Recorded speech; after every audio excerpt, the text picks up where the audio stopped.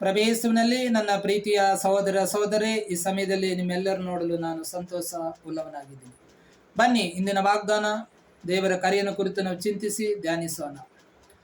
ಮತ್ತಾಯನ ಸುವಾರ್ತ 5:43, ನಿಮ್ಮ ಮಿತ್ರರನ್ನು ಪ್ರೀತಿಸು, ಶತ್ರುವನ್ನು ದ್ವೇಷಿಸು ಎಂದು ಹೇಳಿರುವುದು ನಿಮಗೆ ತಿಳಿದೇ ಇದೆ.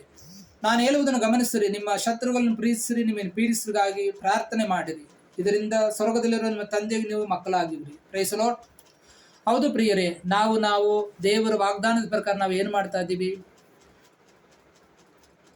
ನಮ್ಮ ಶತ್ರುಗಳಿಗಿಂತಲೂ ನಮ್ಮ ಮಿತ್ರರನ್ನೇ ನಾವು ಜಾಸ್ತಿ ಪ್ರೀತಿಸುವರಾಗ್ತಾ ಇದ್ದೀವಿ. ಅದಕ್ಕಾಗಿ ಯೇಸು ಈ ರೀತಿ ನುಡಿಯುವಂಥದ್ದು. ನಾವು ನಮ್ಮ ಶತ್ರುಗಳನ್ನ ಹೆಚ್ಚಾಗಿ ಪ್ರೀತಿಸಬೇಕೆಂದು ಯೇಸು ಸ್ವಾಮಿ ನಮಗೆ ಎಲ್ಲ ಈ ವಾಗ್ದಾನ ಮೂಲಕ ಕರೆ ನೀಡ್ತಿದ್ದಾರೆ.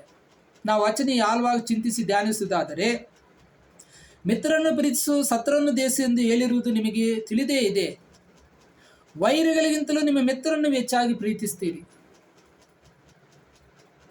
ನಮಗೆ ಕೆಡುಕು ಮಾಡಿದವರು, ನಮಗೆ ದ್ರೋಹ ಮಾಡಿದವರು, ನಮ್ಮನ್ನು ವಂಚಿಸಿದವರು, ನಮ್ಮನ್ನು ಮೋಸ ಮಾಡಿದವರು, ನಮ್ಮನ್ನು ನಿಂದಿಸಿದವರು, ನಮ್ಮನ್ನು ಹೊಡೆದವರು, ನಮ್ಮ ಹೆಸರನ್ನು ಹಾಳು ಮಾಡಿದವರು, ನಮ್ಮ ಹೆಸರಿಗೆ ತೊಂದರೆ ಕೊಟ್ಟವರು,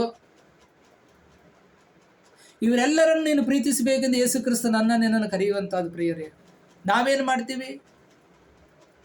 ನಮ್ಮ ಮಿತ್ರರನ್ನೇ ನಾವು ಪ್ರೀತಿಸಿದರೆ ಅದರಿಂದ ಪ್ರಯೋಜನ ಏನಿಲ್ಲ.